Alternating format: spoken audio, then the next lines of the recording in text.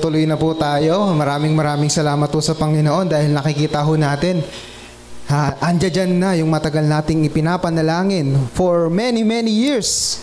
Na kagaya po na nabanggit natin, ang pangitaing ito ay nagsimula ho sa ating Pastor Joe at ating pong ipinagpapatuloy. Dahil ang pangitain na ito, naniniwala tayo, is not, hindi lang naman to nang galing sa Kanya, kundi He was inspired by the Lord. And because of it, we know that He was inspired by God.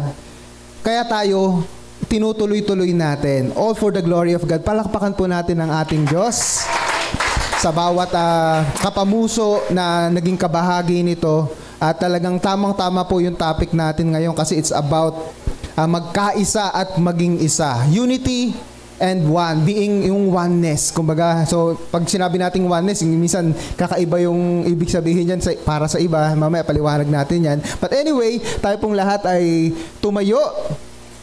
Maging yung mga nasa dakong banal. Ayan tama-tama may tolda rito Para na tayo nasa Old Testament nasa dakong kabanal-banalan at dagong banal But anyway, sa darating ho ang panahon, lahat tayo dyan tayo sa labas. Praise God kasi kumbaga okay naman yung investment natin dito kahit na alam natin na ginastosan din natin yan before, pero nakikita natin so hindi ho nasasayang yung mga ginagawa natin. At naririto na tayo. This is part of growth, nakikita natin, nasasaksihan natin. At kayo po ay bahagi rito. Maraming salamat sa Panginoong Diyos. And kumbaga sa mga old timers na tulad naming mga matanda So parang yung parang yung nasa memory na lang, ma-appreciate mo kung gaano kaliit, kung gaano yung bahay lang ito. Pero nakikita natin the church is really growing and we need changes. And sa mga changes na ito dapat merong mangyari. Sa mga changes na ito dapat tayo ay magkaisa at maging isa. So ano ba ang pagkakaiba ng pagkakaisa at yung pagiging isa? Later on, malalaman natin yun. Napakahalaga yun bilang church. Bilang tayo na sama-samang Kristiyano, dapat tayo po ay magkaisa at maging isa. Tayo po ay manalangin. Panginoong Diyos, maraming salamat po. Narito po kami, Panginoon, sa pagpapatuloy, Panginoong Diyos, ng aming mensahe. Connected din ito last week, Panginoon, na kami ay tinawag. May mga leaders kayong tinatawag upang manguna, may tinatawag kayong mga leaders upang sumuporta, at kami, Panginoong Diyos, ay bahagi nito. Kailangan naming makipag-isa, kailangan naming magkaisa, magkaroon kami, Panginoon, ng unity and oneness, Panginoong Diyos, tungo sa iisang layunin. Lord God, pagpalain niyo po kami sa pag-aaral ng iyong salita at aming pong panalangin na tunay ang aplikasyon nito, Panginoon, makita po sa bawat isa sa amin. Pagpalain niyo po kami sa pangalan ni Jesus. Amen. Yan, magkaisa at maging isa. So, sagutin muna natin yung tanong na yung last week, tayo ay tinawag upang sumuporta and then tayo ay upang manguna. Pero napakahalaga na kahit na may mga tinatawag na mga leaders, kung hindi tayo magkaisa at maging isa, so hindi kumbaga, mangyayari pa rin, pero yung progress maaapektuhan. And nakita naman natin sa story, 'di ba, kay Moses sa Exodus, sabi dun sa Hebrews, tumagal sila ng 40 years na paikot-ikot, na hindi agad sila nakapasok sa land of milk and honey, yung promised land. Kaya sila tumagal ng 40 years dahil sa katigasan ng ulo ng mga Israelita. Hindi sila naging isa, hindi sila nagkaisa. At dahil doon sinabi ni God, lahat ng mga 20 years old pataas, hindi na kayo makakarating sa lupang pangako. So nag-wander sila doon. After 40 years, even si Moses, 'di ba, hindi nga siya nakapasok sa promised land. So naaapektuhan yung progress. Kaya napakahalaga na tayo po ay magkaisa. Pero alamin natin kung ano ang pagkakaiba ng magkaisa at pagiging isa. Kasi ito, laging itong pagtitignan natin, para siyang pareho lang. Para siyang pareho lang. At titignan natin sa dictionary, lalo na sa English, parang pareho lang sila. Nagiging synonym sila. Pero titignan natin yung pinakadetalye. Unang-una po, ano ba pagkakaiba? So tingnan natin yung pagkakaisa, o sa English ay unity. Sabi ho dito, grupo ng mga individual na nagsasama-sama at nagkakaisa para sa iisang layunin o at adhikain. So ibig sabihin, parang tayo dito, may grupo tayo, 'di ba? So, yung mga grupo na yan, grupo ng mga individual o mga tao, nagsasama-sama sila, meron silang one purpose para gawin yung isang bagay na yan. Maari yung kagaya nung halimbawa, nung minsan nagsasama-sama tayo dito, nung last year, di ba, meron tayong evangelism. May mga tao pumunta dito. Ano yung purpose? Na tayo ay makapag-evangelize. Diba? So yun yung purpose. Halimbawa, last year, meron din tayong retreat. Nagpupunta tayo doon. Ano yung purpose natin? To worship God sa ibang lugar at makaranas tayo ng yung retreat, yung kapangyarihan ng Diyos, i-bless tayo ng Lord. So definitely, pag sinabi natin unity, grupo siya ng mga individual, mga tao na nagsasama-sama. Kaya nagkakaisa sila. Meron silang one goal. And later on, mas i-expand pa natin. So, tignan muna natin sa Greek. Sa Greek, sa New Testament, ito po yung kanyang ginamit na salita, henotes, diba? Unity or agreement. Ano ba Tagalog na agreement? Kasunduan, nagkakasundo. Diba? Pag hindi mo kasundo yan, hindi ka pupunta. Magkaroon tayo ng kasunduan. Ano yung kasunduan? Ito yung gagawin natin. So, ikaw ay nag-a-agree. Sabi ho dito sa Ephesians chapter 4, verses 3 and 13, ito po yung kung saan ginamit yung pagkakaisa o yung salitang henotes. Sikapin ninyong mapanatili ang pagkakaisang mula sa Espiritu sa pamamagitan ng kapayapaang nagbubuklod sa inyo. So, makikita natin dito sa New Testament pa lang, napakahalaga ho ng pagkakaisa. Kasi tayo po ay grupo, ang mga Kristiyano po ay grupo tayo ng mga individual na one common denominator, lahat tayo ay niligtas ng Panginoong Hesus. Lahat tayo ay may utang na loob sa ating Panginoong Diyos. Naririto tayo nagsasama. Halimbawa kanina, worship service. Diba? Merong banda. Meron tayong one goal. Ano yung one goal na yon? To worship God. At kanina nga, medyo kinikilabutan ako Parang ang sarap. Hindi ako makakanta kasi ang sarap pakinggan ng mga kapamuso na umaawit. Tsaka nasa tono. Very good. Ang sarap nasa tono Hindi ako masyado kumakanta kasi pag kumanta ako, hindi ko kayo maririnig. Pero, wow, So, nakikita natin, wow, yung sincerity ng... Masarap kasi, di ba, na makapakinig ng worship. Kasi pagka kami dito, nagpe-praise it, hindi namin kayo masyado naririnig, lalong-lalo na naka-in-ear. Kasi kailangan namin marinig yung sarili namin. Wow, ang sarap pala. Parang feeling ko parang ang laki ng church. Parang ganun. So, meron tayong one purpose, di ba? To worship God. At ngayon, sa oras na ito, meron tayong isang purpose din. Yung makinig naman ng mensahe, di ba? Kaya makikita natin, walang nagdadaldalan. Tama ba? Walang nagdadaldalan nakatingin lahat sa akin. Very good. Kasi one goal, one purpose, makinig tayo, di ba? Tingnan pa natin sa verse 13. Ginamit ulit yung salitang henotes. Hanggang makarating tayo sa pagkakaisa ng pananampalataya at pagkakakilala sa anak ng Diyos at maging ganap ang ating pagkatao ayon sa pagiging ganap ni Kristo. Mamaya, expound natin yan. And then sa Old Testament, ginamit din yung salitang pagkakaisa o yakad or yahad or together, all together or alike. Alike po yan. So nawala yung salitang alike. Alam na ho natin to, kanta to Psalms 133 verse 1. Sino nakakaalam nun? Mamaya kakantahin pala natin yan. Father, make us one. Diba? So sabi ho dito, sa napakaligaya at kahanga-hanga sa ating pangmasid, ang nagkaisang lagi sama-sama, mabilis to Napakaligaya at kahanga-hanga sa ating pangmasid. Tama ba tono ko? Kasi 1945 ba to? Ay, hindi ba? Joke lang. So yun. Yung pagkakaisa, again, ginamit na naman to. So pagkakaisa na, grupo ng individual na iba-iba yung ating personality, iba-iba yung ating mga pangarap, iba-iba yung ating mga background, pero yung mga personalities na yan, ibababa natin. Minsan, di ba, merong mga mainipin, pero sige, hindi mo na ako magiging mainipin. Meron namang mainitin ng ulo, okay, meron naman na mahirap mapasunod, pero meron namang sobrang sipag. So, iba-iba tayo ng mga personalities. So, yung mga personalities na yan, ibababa muna natin yung mga prides natin kasi meron tayong nakikitang isang goal. Ito dapat yung gagawin natin. So, yun po yung pagkakaisa. Makikiisa tayo doon para matupad yung isang layunin na yan. Halimbawa po, yung Ezra campaign, di ba? So, hindi tayo pare-pareho ng financial situation, status. Pero, sige, kung ano yung maaabot natin para makatulong. Kasi meron tayong iisang goal na mapabilis. Ito na nga, di ba? Kaya nangyayari na, nakikita natin, yung tinatayo na yung poste. Di ba? Mga ilang araw lang yan. 5 araw, 4 at kalahating araw lang po yan. So ngayon, isa naman, so yun po yung pagkakaisa. na unity. Ngayon naman, ano naman po yung ibig sabihin ng pagiging isa or oneness? So yung oneness ho, no, minsan pag naririnig natin to is yung unang pumapasok yung religion na oneness, na ano po yung oneness na yon, na si Lord Jesus Christ ay isang Diyos. Yung tama po yun, di ba?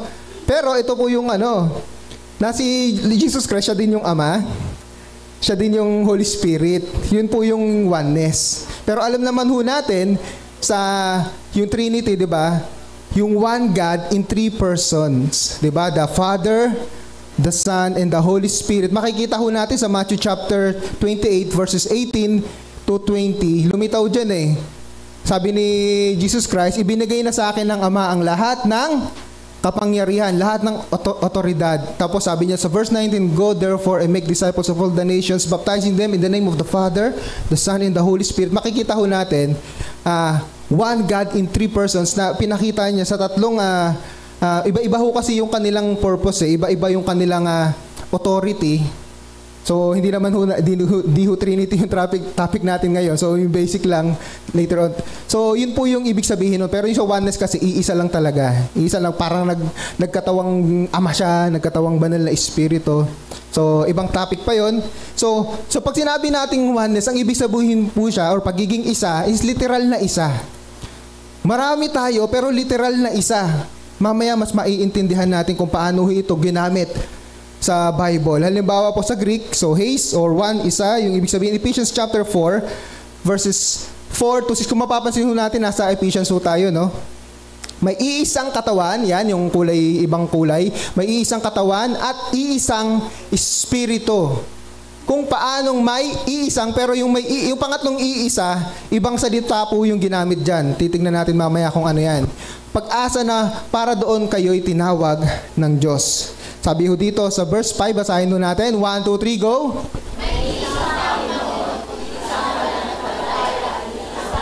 Yan, tatlo uling iisa. So yung isa, yung pangatlong iisa, ibang salita na naman yung ginamit.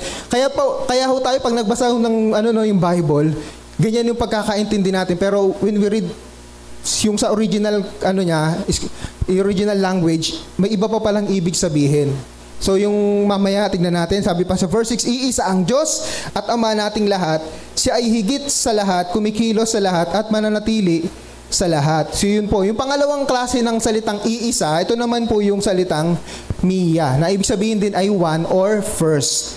Again, nabasa na ho natin kanina tong Ephesians chapter 4 verses 4 and 5. So ito po, yung pangatlo.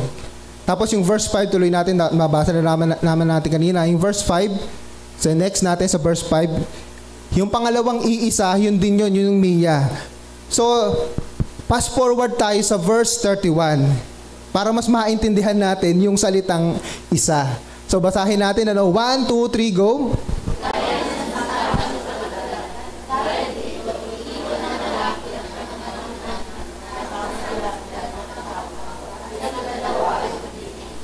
Nag-gets yun na yung ibig sabihin. Ang ginamit ng example, yung mag-asawa. Dalawang individual siya na pag pinagsama ng Diyos, sila ay iisa na. Nagets ho natin? Yung kanina, yung unity, sama-sama tayo. Meron tayong one goal. Pero yung klaseng pagiging isa, bagamat marami tayo, isa. Ano ho kaya yung ibig sabihin, yung malalim na kahulugan nito? Kaya kung titignan natin sa ibabaw na pagtingin, parang magkapareho lang yung pagkakaisa at pagiging isa. Parang magkapareho lang. But using this verse, the verse 31, yung dalawang individual, ang ginamit na example, again, yung mag-asawa, dalawa sila, babae at lalaki, pero sila ay iisa na. Merong malalim na nakahulugan yun. Na ibig sabihin, na sinabi pa ni God, di ba, sa Mark chapter 10, verses 6 to 9, na yung pinagsama ng Diyos, ano karugtong? Huwag paghihiwalayin. Yun yung pagiging isa eh. Di ba, halimbawa ho, sino dito mahilig sa chemistry? Wala, no? Ay, nandun yung chemist. Sige, yung tubig. Para makabuo ka ng tubig, ano yung kailangan mo? H2O. Ano yung H2O? Yun, ang galing. Dalawang hydrogen tsaka oxygen. So pag pinagsama mo siya, hindi mo na siya pwedeng tawagin hydrogen lang. Hindi mo na lang siya pwedeng tawaging oxygen lang. So kailangan mo siyang pagsamahin. Pag pinagsama mo siya, magiging tubig. At yun po yung sikreto, yung mga pumupunta sa outer space. Nakapunta na ba kayo doon? Di ba yung mga, magtataka kayo, paano nakakainom yung mga astronaut? Gumagawa sila ng oxygen tsaka hydrogen, tapos pagsasamahin nila yon, magiging tubig siya. Halimbawa pa po, yung asin. May narinig ako kanina. Sodium chloride. Na parehong di ba? Kung hindi ako nagkakamali, parehong lason. Pag ang lason ba, dapat bang kainin? Hindi. Pero yung dalawang lason na yan, pag pinagsama mo, nagiging asin siya. Nagigets po natin, yung pagiging isa, pag pinagsama mo, yung nakakaibang pagpapala, yung napuproduce niya. Nagiging bagong siyang, nagkakaroon siya ng bagong identity. Nagkakaroon siya ng, para siya nagiging bagong product or species, something like that. Yun yung ginamit ng pagiging isa. So hindi na lamang ho tayo nagtatrabaho, nagkakaroon ng pagkakaisa sa iisang layunin, kundi bawat isa sa atin ay iisa na. So hindi ho tayo pwedeng paghiwalayin. Kaya nakakalungkot ho, pagka yung church, di ba, nag-break up, naghihiwalay, or merong nawawala, kasi pinag-isa ho tayo eh. Ito yung context nito. Bagamat ang ginamit na example po sa pag-aasawa, para mas maintindihan ng mag-asawa kung paano dapat mahalin ang isa't isa. Kung ang pinakita dito, mahalin nyo ang isa't isa katulad ng pagmamahal ni Kristo. So, something like that. So, yun po yung ibig sabihin nito. So, ngayon, bilang aplikasyon, ito yung kailangan natin. Kailangan nating magkaisa at maging isa. A, basahin natin sabay-sabay. 1, 2, 3, go!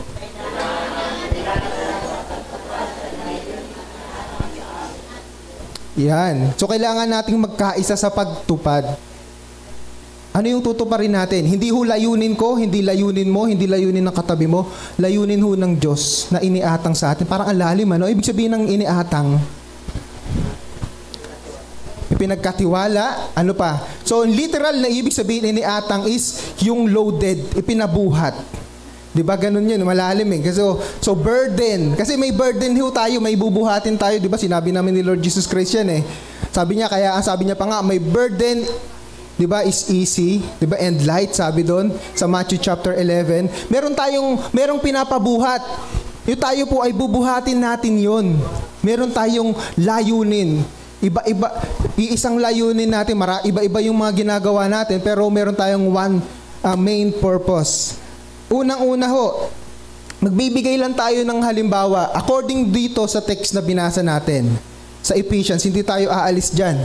So, pwede tayong maglagay ng maraming books, verses, pero according lang dito sa context na binasa natin. Ephesians chapter 4, verse 12. So, basahin muna natin yung number 1. Ano po yung unang layunin? Balik tayo sa number 1. Yan. So, ano yung layunin na yon?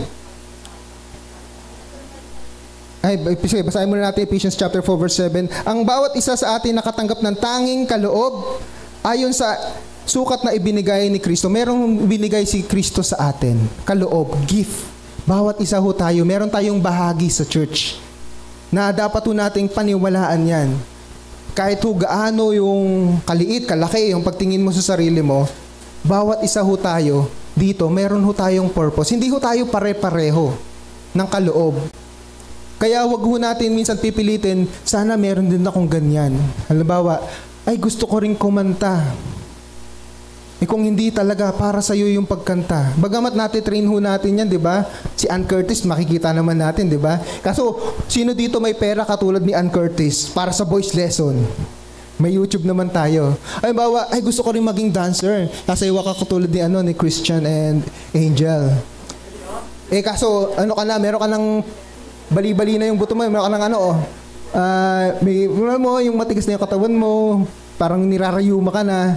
So, kahit na may mga limitations tayo, meron pa rin specific na, again, narinig na natin itong salitang topos, na para sa iyo lang na ikaw makakagawa niya, na hindi magagawa ng iba, na kahit ang pastor hindi magagawa.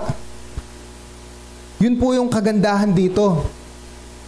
Even yung mga leaders natin, may mga weaknesses yan, Meron niya mga bagay na hindi magagawa, na ikaw, na kahit sabihin mo, kahit na napaka-ordinaryo mo lang, ang tingin meron kang magagawa na hindi magagawa ng iba. Di ba, meron sa atin dito, wala namang mga position, wala namang talagang literal na ministry, pero ang galing nila mag-invite. That's a gift. Meron dito magagaling mag-encourage. That's a gift. Kasi hindi lahat kami merong ganun. Yung iba siguro, yung pagiging friendly, yung mga ganun. So, kaya meron ho tayong bahagi lahat. Meron ho tayong, pag sinabi pa natin, yung kaloob. Ito po, hindi lang ito basta skill, lagpas po ito sa talent, kundi galing ho sa Diyos ito.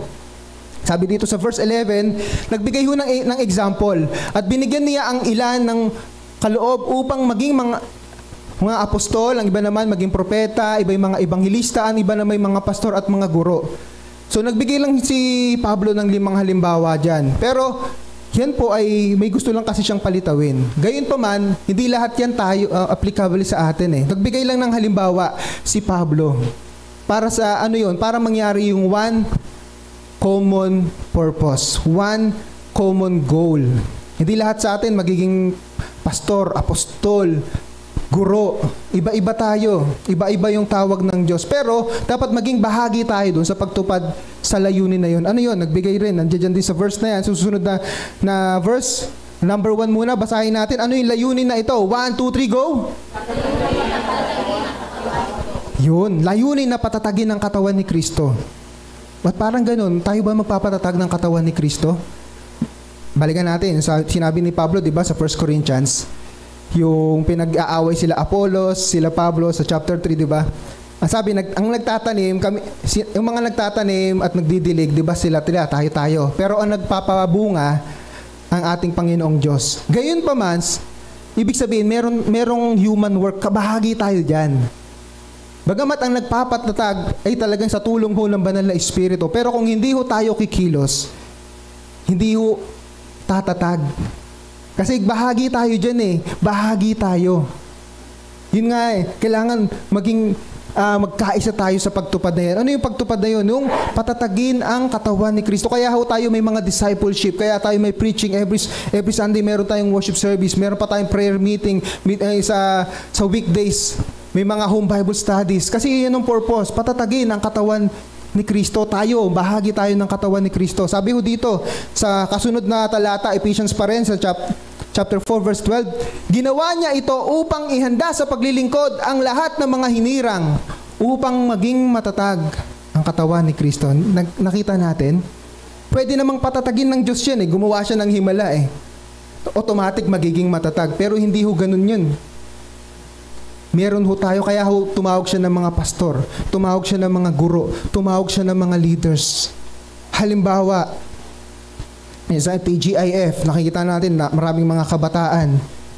Hindi naman bigla na lang susulpot yung mga bagong mukha natin, di ba? Yung mga pogit, magagandang mga kabataan natin. Totoo naman yan. Yung mga pogit, magaganda kabataan natin. Hindi na lang biglang himala, nagaling sa anaasa, pupunta sila dito. O pupunta sila dito, magkakaroon ng wow, miracle. Hindi ho ganun. Merong bahagi kang gagawin. At hindi ho, yung mga leaders, yung mga nakita natin na na-evangelize, na ngayon ay naging leaders, hindi ho rin na naghimala na bigla na lang naging leader sila.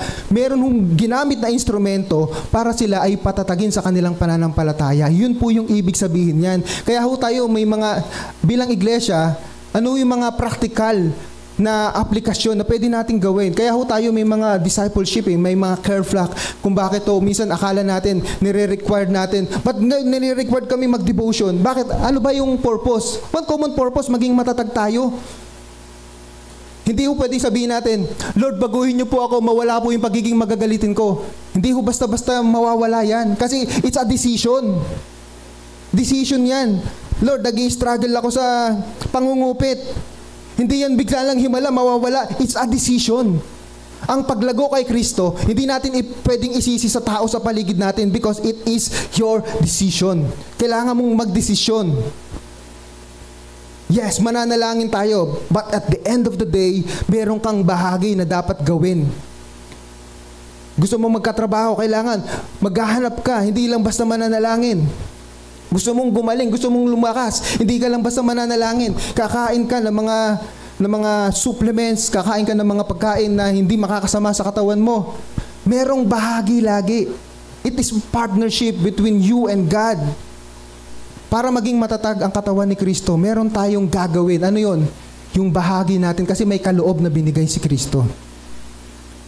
Hindi lang siya tumawag ng mga leaders, hindi lang siya tumawag ng mga workers para sila ay makita sa harapan natin. Merong one common goal yan. Kaya minsan, di ba, nakakalungkot na may gagawa tayo ng na criticism is part, di ba? Pero yung bashing, ayaw namin ng leader namin, mga ganyan yan. Minsan, akala natin mahigpit sila, pero that's part of their job, that's part of their calling. So magbigay ho tayo ng ng isa pang example ng pagiging pagkakaisa kasi nasa under po tayo ng unity. Yung grupo ng mga individual na nagkakaisa pero merong iisang layunin. Sabi ho dito sa Romans chapter 12 verse 4 to 6, kung paano ang katawan ay binubuo ng maraming bahagi. Ayun, di ba? At magkakaiba ang gawain ng mga ito. Marami ho tayong bahagi. Ito ang katotohanan dito. Hindi tayo pwedeng pare-pareho ng trabaho. Hindi ho tayo pwedeng pare-pareho ng trabaho. Gayun din naman, kahit na tayo yung marami, nabubuo tayo sa isang katawan ni Kristo. At tayong lahat ay bahagi ng isa't isa. Interdependent tayo. Pag sinabi pong interdependent, bagamat tayo ay nakadepende tayo sa isa't isa.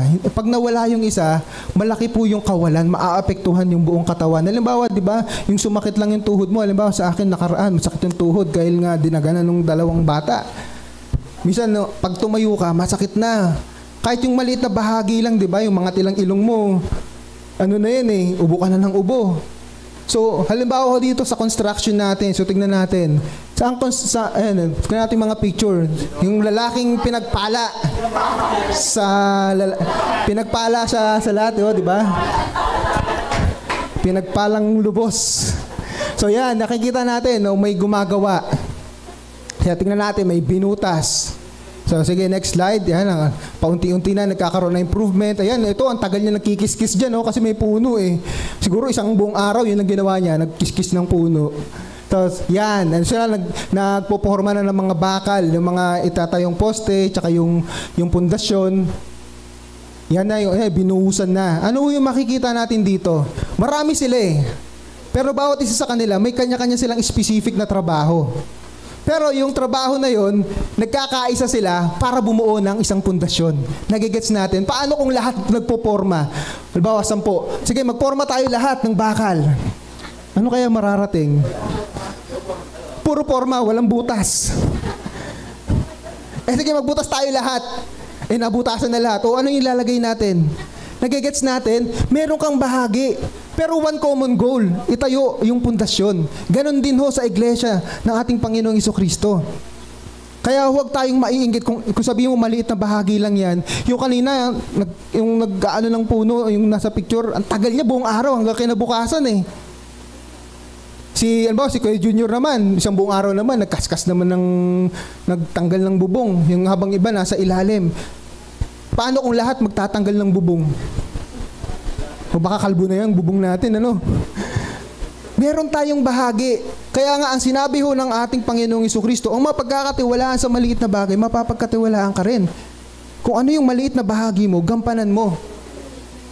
I-reward ka ng Lord. At ang mahalaga dito, meron tayong one common goal. Ano yung one common goal na yun? According dito sa kanina, binasa natin, ang one common goal natin, patatagin ang katawan ni Kristo. At ikaw yun. Tayong lahat yun, bahagi ng katawan ni Kristo. Patatagin mo, wag mong i-discourage. Wag mong tisurin. Diba? Wag natin kung ano-anong mga negatibo yung ilalagay natin, naku, umaatid na lang ako sa church nito kasi ganyan. Hindi tayo nagiging bahagi ng katatagan. Dapat nakaka-encourage tayo. Nagiging good influence tayo towards the maturity. So ito nga po, sabi ho dito, tumanggap tayo ng iba't ibang kaloob ayon sa kagandahang loob ng Diyos, kaya't gamitin natin ang mga kaloob na iyan. Ano pa yung pangalawang layunin na iyan? Layunin na, basahin natin, 1, 2, 3, go! Yan, again, dito tayo sa Ephesians pa rin. Nabasa na ho natin to sa verse 13 kanina, di ba? Ano yung pagiging ganap? Pagka nabasa natin sa Tagalog, parang ang ibig sabihin niya perfection no? Hindi.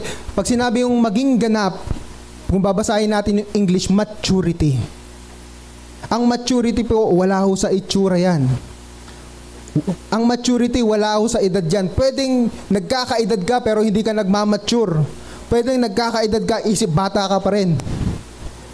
At malinaw na sinasabi sa Biblia na kailangan tayo po ay nagmamature. Sa ano? Sabi ho dito sa verse 13, yung may hanggat makarating tayo sa pagkakaisa ng pananampalataya at pagkakilala sa anak ng Diyos. Di ba nasa memory verse natin yan, 2 Peter chapter 3 verse 18, that we will grow in the grace and knowledge of our Lord Jesus Christ. Sabi, at maging ganap ang ating pagkatao ayon sa pagiging ganap kay Kristo.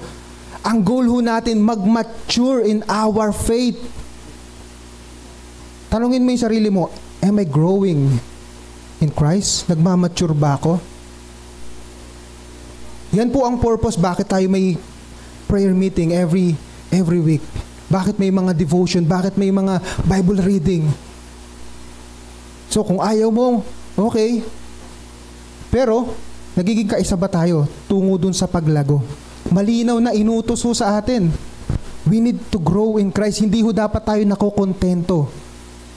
Kung meron hong, alam natin, meron hong tamang kakontentuhan.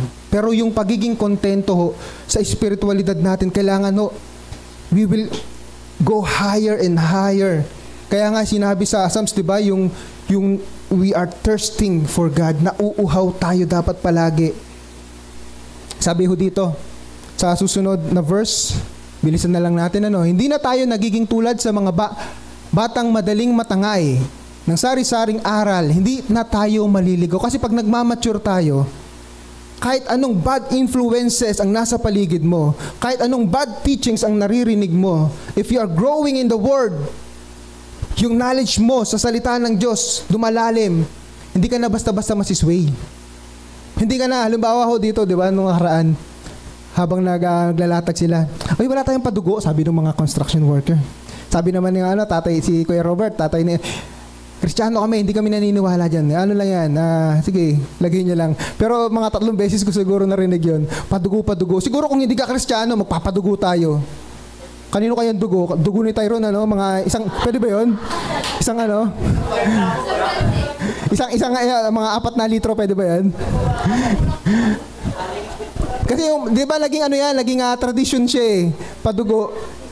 O kaya may manok, siguro may pumuntang manok, kunin natin yung manok. Ay, provision, may manok. Kung ikaw, wala kang alam sa salita ng Diyos, kasi di ba pag wala tayong alam sa salita ng Diyos, kung ano yung mga naririnig natin, paniniwalaan na natin. Pero tayo naniniwala tayo, hindi natin kailangan ng dugo ng hayop kasi meron nang nag-sacrifice yung dugo ni Kristo. Nasa atin na yun. Amen. So, hindi na natin kailangan maglagay ng padugo dyan. So, yun yung sinasabi natin, hindi tayo madaling maililigaw. Bakit? Because we are maturing in the Word of God. We are maturing in the faith. That's the key word. Mature. Hindi pagtanda. Kasi pwede kang tumatanda na hindi ka nagmamature. Yun ang malungkot doon. Diba? Sabi ho nito, binibilisan na lang ho natin, Ang tagal ko pala dumaldal. Susunod na verse, sabi dito, sa pamamagitan ng pagsalita ng katotohanan, sa diwa ng pag-ibig, tayo'y dapat maging lubos na katulad ni Kristo. Christ-likeness. Di ba nasa natin yan? Yung ating vision, di ba? Yung number 1. Yung JSOS Church is Christ-centered. Pag sinabi natin Christ-centered, dapat nakikita sa atin si Kristo. Si Kristo yung napaparangalan. Galatians chapter 2 verse 20, hindi na ako ang nabubuhay, hindi na ako ang nakikita sa akin ng mga kakilala ko, kundi si Kristo na ang nakikita sa akin. That's why minsan nakikialam tayo even sa Facebook, even sa pagsasalita. Kasi lagi natin tatanungin, yung share ko ba, yung sasabihin ko ba, is this, nagpapakita ba ito ng Christ-likeness? So, kailangan na tayong magkaisa tungo sa isang layunin, makita sa atin yung Christ-likeness. Sabi pa sa susunod na verse, yan, babasahin ko na ho yung dulo, For the sake of time, lumalaki ang katawan at pinapatatag nito ang sarili sa pamamagitan ng pag-ibig. Yung paglago isa sa mga naidudulot, isa yung nagiging resulta niya, we are not also growing in knowledge, but we are also growing in love. Yun yung masarap doon. Hindi na lamang head knowledge. Lumalabas siya sa pamamagitan ng pag-ibig. Kasi pag nagmamahal ka, automatic yan. Diba? Makararamdaman mo yan. Bakit na kaya ako niregaluhan nito, yung isa hindi? Kasi special ka. Mga ganyan. So, mayroong love. Again, ang layunin ho natin, patatagin ho ang katawan ni Kristo at tayo po ay mag-mature, maging ganap kay Kristo. So ngayon, dumako naman tayo dito sa letter B, yung pagiging isa. Yan. B, basahin natin. 1, 2, 3, go.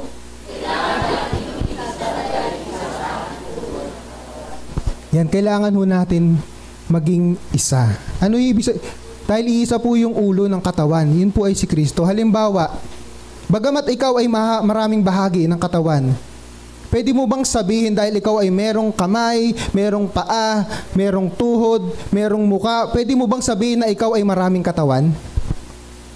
Hindi, di ba? Iisang katawan ka lang na merong iba't ibang bahagi. Yun po yung ibig sabihin ng pagiging isa. Halimbawa, yung mga Voltes 5. Ilan sila? Siyempre 5. Ang galing mo ah. Di ba? Iba-iba yan eh. Iba-ibang bahagi ng sasakyan. Pag nagsama-sama, isang katawan na lang siya. Di ba? Anong sinasabi nila? Let's! Yung galing ah. Isa pa, yung Power Rangers. Di ba yung Power Rangers? Di ba merong mga, yung mga hayop, Triceratops. Ang favorite ko doon si Black eh. Sino bang hayop si Black doon? Ako si Black kasi negro ako dati eh. Panther ba yan? Di ba? 5 hayop yun. Sabihin, 5 dinosaurs. Kung di ako nagkakamali, dinosaurs. Pero pag pinagsama-sama mo yun, naging isa na lang siya. Hindi mo na siya pwedeng sabihin, 5. Hindi. Ang 5 ay naging isa. Nung nag-bolt in sila, nung nagsama-sama. Ganon din. Tayo ay katawan ni Kristo, iba't ibang bahagi. Pero iisang katawan lang. Yun yung pagiging isa. Nakikita na natin yung difference ng pagkakaisa at nung pagiging isa. Hindi mo pwedeng paghiwalayin. So, paano ho tayo sabi ho dito sa verse, basahin natin verse 23. 1, 2, 3, go.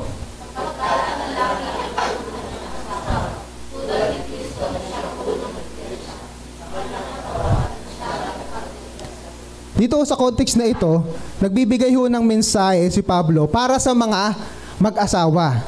Para ho ito sa mag-asawa, no? So ngayon, para maintindihan pa ng mga mag-asawa, paano ba dapat mahalin ng lalaki ang babae at galangin ng babae ang lalaki, ginamit na example dito ni Pablo yung church. So sa lahat ng mayroong may asawa dito, kung gusto nating maging matagumpay, yung kahit marami yung pagsubok, titignan natin kung paano huminahal ni Kristo ang iglesia. Yun po yung sinasabi ni Pablo dito. Ginamit niyang halimbawa. Again, kaya kukunin ho natin ito para mas maintindihan natin. So ngayon, ito po yung sinasabi dito. Sabi ho dito sa verse 30, tayo nga ay mga bahagi ng kanyang katawan. O paano ho tayo magiging isa? Paano tayo magiging isa? Ito po ay magagawa natin. Number 1. 1, 2, 3, go.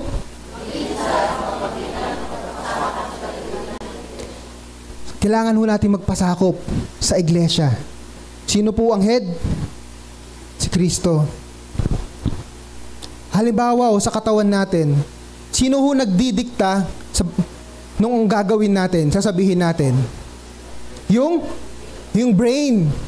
Diba? Kaya once na may mapatid dyan, halimbawa, diba, nagkaroon ka ng brain stroke ba tawag doon? Once na may napatid dyan, kahit gusto ng utak mo na pagalawin halimbawa, yung kanang kamay mo, merong napatid, merong naapektuhan.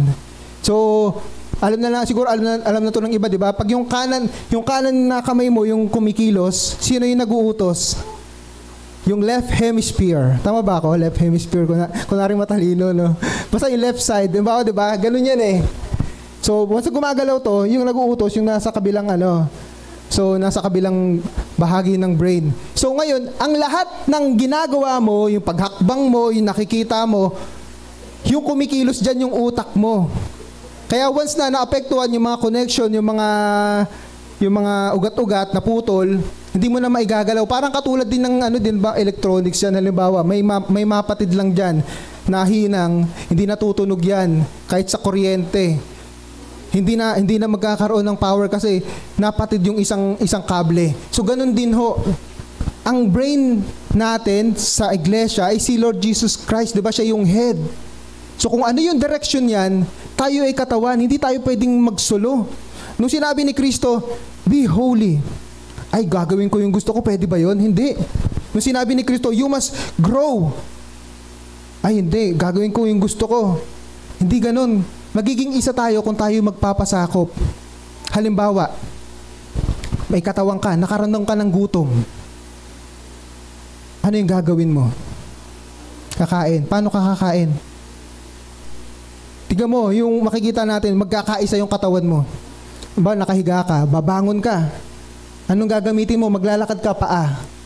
Pupunta ka doon sa ano tawag doon? Kaldero. Anong gagamitin mo? Bibig? Hindi, gagamit ka ng kamay. Nagigets mo? Nagkakaisa sila eh. Bagamat marami silang bahagi. Dinidikta ng katawan mo. Para magkaroon ng laman ng tiyan mo, kailangan kumilos ang paa mo, kumilos ang kamay mo. Siyempre, kikilos din ang bibig kasi paano kung hindi bumubuka yung bibig mo? Nakikita natin na yung simpleng bagay na yan, no, may ginagampanan nila yung part nila. Hindi pwedeng magsarili yung kamay mo. Gutom na gutom ka na, yung kamay mo ayaw makiisa. Uy, kunin mo yung pagkain, ayaw kunin ng kamay mo. Unless merong problema. Diba? Nangyayari yan eh. Nangyayari yan, hindi na maigalaw. Because yung health reasons. Ganon din ho sa katawan ni Kristo. Kailangan kung ano yung sinasabi ni Kristo sa pamamagitan ng kanyang salita, sa revelasyon ng kanyang salita, kailangan makiisa tayo dyan. Kasi hindi natin matutupad yung one common goal natin, that we must grow in Christ, that we must expand the kingdom of God. Kaya ho tayo nagbabakbak na ngayon kasi dumadami ho tayo eh. We are doing great work. Bagamat mabagal kung tutuusin natin, but still, we are doing kung ano yung pinapagawa ni Kristo na maibahagi ang salita ng Diyos. At dahil hindi na tayo magkasya, magandang ano yan eh, di ba? Magandang problema eh. Hindi na tayo magkasya, kailangan nating mapalaki ang lugar na ito. So, sabi ho dito, sa Ephesians chapter 5 verse 24, kung paanong nasasakop ni Kristo ang iglesia, gayon din naman ang mga babae ay dapat pasakop ng lubusan sa kanilang sariling asawa. Again, ang context nito, inuutusan ni Pablo mga mag-asawa na kung paano ho dapat yung relationship nila. At ginamit na example yung si Jesus Christ, yung church. Yung church, yung head ng church si Jesus Christ, tayo po yung babae. Di ba kaya tinawag yung bride? So ganun. So tayo, kung ang iglesia dapat magpasakop kay Kristo, yun yung sinasabi dito. Tayo ay bahagi ng iglesia. Bahagi ng katawan. Kailangan magpasakop tayo kung ano yung sinasabi ni Kristo. Nagigets ho natin. Hindi ho tayo pwedeng magsulo. Bubuo tayo ng grupo. Dito tayo. Ito yung ituturo ko sa inyo. Kaya ho nakakalungkot, 'di ba? So mayroong mga nangyayaring church division because of the teachings. Lalong-lalo yung mga major teachings. May napuntahan na. Na-share na natin ito nakaraan. Na isang malaking church, hindi lamang sa Pilipinas, na nag-split sila because of the major teachings. Kasi naramdaman itong mga nakakaunawa, parang hindi nakaturuan ni Kristo to Ay, kailangan nating humiwalay. Nakakalungkot yung ganon. Pero sa kabilang banda, nakaka-bless din kasi talagang nagpasakop sila kung ano yung sinasabi ni Kristo. Sige, mawawalan kami ng malaking suporta. Mawawalan kami ng malaking financial support. Pero hindi namin pwedeng i-compromise yung mensahe, aral at salita ng Diyos. Hihiwalay kami dyan. Kasi kailangan namin magpasakop sa katuruan ni Kristo. At ganun din ho, kailangan tayong magpasakop sa headship which is the Lord Jesus Christ. Ngayon, paano ho tayo magiging isa? Number 2. 1, 2, 3, go! Yan, respect. Sabi ho dito sa verse, actually nasa verse 33 yan, pero basahin muna natin ito para mas maintindihan natin yung context. Tayo ngayon bahagi ng kanyang katawan. Sabi dito sa verse 31, gaya ng sinasabi sa kasulatan, Dahil dito, iiwan ng lalaki ang kanyang ama't ina at pagsasama-sama sila ng kanyang asawa at silang dalawa ay magiging isa. So yun po yung yung nakikita natin yung flow. So yung dalawa magiging isa na. Ganon din ho. Dahil yung ginagamit na illustration dito, yung church and yung si Jesus Christ as the head. Sabi dito sa verse 32, mayroon ditong malalim na hiwaga at sinasabi ko na ito'y tumutukoy sa kaugnayan ni Kristo sa iglesia. So meron ho tayong kaugnayan, relationship kay Lord Jesus Christ. Kaya nga ho dito, sabi dito sa verse 33, basahin natin. 1, 2, 3, go!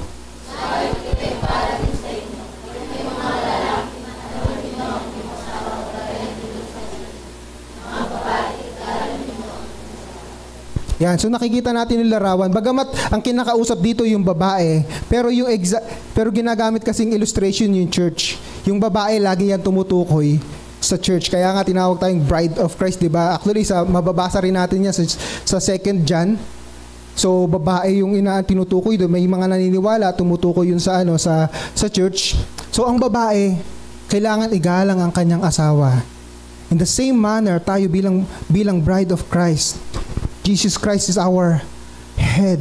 Kailangan nating magpasakop sa Kanya. At kailangan natin igalang yung mga bahagi. We need to respect. Napakahalaga po niyan. Kung yung kanina nagpapasakop tayo, sumusunod tayo. Kasi pwede kang gumagawa, pwede ka kasing kaisa ka sa ginagawa, pero deep inside, galit ka, napipilitan ka lang sumunod. That's not respect. That's not out of respect because napipilitan ka lang. Di ba, mayroong mga ganun, di ba, na meron kang trabaho, pero dahil sumasahod ka, kailangan mong gawin, nakakaantok naman dito sa trabaho na to. Gusto ko nang umuwi. 4:30 pa lang, alas 5 ang labasan. Gusto mo nang umuwi, inip na inip ka na. Pero pag sinabi nating respect, kahit ano yung nararamdaman mo, you will not badmouth, hindi ka magsasalita ng masama sa kasama mo, hindi ka magsasalita ng masama sa church. Ibababa mo yung pride mo, makikiisa ka doon, hindi ka na lamang kumikilos, pero yung sincerity na ginagawa mo. Ito para balanse lang so hindi na natin binasa yung bahagi ng lalaki kasi ang sinasabi lang dito, yung lalaki mahalin mo yung yung asawa mo. Yung tulad ng pagmamahal ni Kristo sa iglesia. Pero ang pinupunto kasi natin dito, tayo as a church. Hindi lamang tayo nagpapasakop, ibig sabihin, hindi lamang tayo gumaganap ng ating bahagi, kundi habang ginaganap natin yung bahagi na yon, merong respect. Diba? Merong love. Merong passion. Merong inspiration. Gagawin natin yung bahagi na iyon. Para yung bahagi ng katawan ni Kristo, nagagampanan niya, nagagawa natin yung layunin ng Diyos. At ngayon bilang pagpapatuloy ng ating commissioning ceremony. So, last 2 weeks, pinalangin, itinalaga natin ng ating mga heads, ating mga assistants, at ganun din yung mga kasamang nasa ilalim.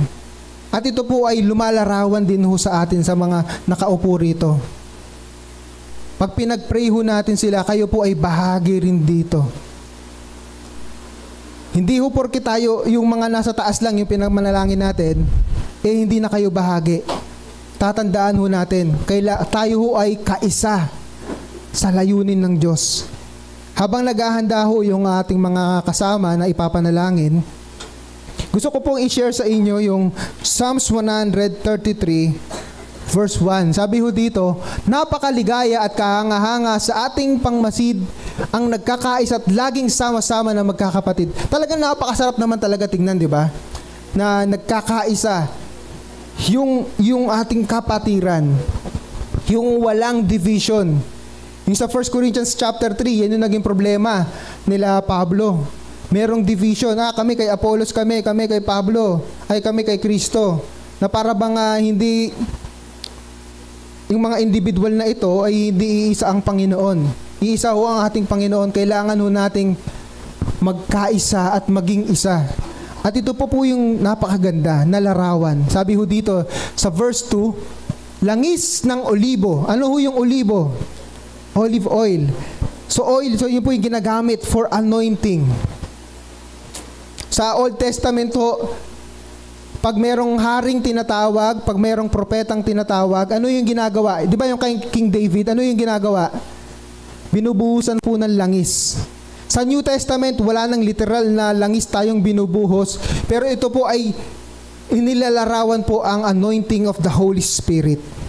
So when we prayed last week, at ngayon ay papanalangin natin ng mga kasama natin, we are actually anointing them through the power of the Holy Spirit. Kagaya nung sinabi po ni Pablo sa 2 Timothy chapter 1 verses 6 and 7. Nung si Timothy ay pinatungan niya ng kamay, pinatungan niya with the anointing of the Holy Spirit. Kaya nga sinabi, nasa kanta yun yung Come Into Flame. Ay yung kasunod doon? Passion for Your Name. Yung kanta, ano title ng kanta na yun? Nakalimutan ko. So kailangan natin, nung pinatungan si Timoteo, si Paul, pinanalangin niya, he was anointed with the Holy Spirit. At ito pa yung magandang larawan. Ang nakakatulad at nakakawangis sa ulo, balik tayo doon sa verse 2, ulo at balbas nitong si Aaron kapag ipinahid. Ano yung larawan nun? Yung anointing nagsisimula sa ulo, ibinubuhos, bumababa sa katawan, umaagos ito, nababasa pati ang suot na damit. Ang anointing ho, nagsisimula sa head. Sa church, si Lord Jesus Christ. Bumababa yan sa kanyang bahagi ng katawan. Yun po yung larawan na ipinapakita dito. That all of us are being anointed by the Holy Spirit. Kaya meron ka pong bahagi. Sabi ho dito sa verse 3, katulad din ito'y hamog sa umaga sa bundok ng Hermon. Ano po yung bundok ng Hermon? Yan po ay bandang nasa taas po ng north ng Israel, between Lebanon and Syria. Isa po siya sa pinakamataas na bundok sa Israel. So, sabi dito, hamog na dumidilig sa dakong maburol kasi dahil mataas siya, hindi yan tulad ng ibang bundok na tuyot. Pero ito, merong siyang mamasa-masa. Dahil mamasa-masa, maraming mga puno dyan. So, ganun po inihalon tulad kapag ka nagkakaisa ang iglesia. Yung blessing, dumadaloy. Dumadaloy. At ito pa, at yung bundok Hermon po, ito po yung pinaniniwalaan ng ilang mga scholars. Ito po yung lugar kung saan po nagbagong anyo si Lord Jesus Christ, yung Mount of Transfiguration. Sabi pa dito, hamog na dumilig sa dakong maburol na bundok ng Zion. Ano ba yung Zion? Ito po ay City of David. Ito po ay Jebus nung sa Old Testament, panahon ng Canaanites. Pero nung kinuha ni David, pinalitan niya ng pangalan at eventually ito po ay naging Mount Zion. Makikita natin kung saan din diyan malapit nakatayo, 'di ba, yung temple ni Solomon. Sabi sa lugar na ito, nangako si Yahweh ang pangakong buhay na mananatili. There is a blessing, heavenly blessing, kapag ang iglesia ho ng ating Panginoong Jesucristo nagkakaisa. Ipinanalangin natin, beginning from the head, susunod ang mga assistants, and then yung mga katuwang pa ng mga workers. At ito po ay hindi ho mananatili sa kanila. Ito po ay mag-overflow sa bawat isa po sa ating mga kapamuso. Ito po ang larawan ng Psalms 133, verses 1 to 3. The anointing of the Holy Spirit will flow beginning from the head all throughout, pababa, hanggang sa suot na damit ng katawan. At ngayon, tinatawagan ho natin para simulan ho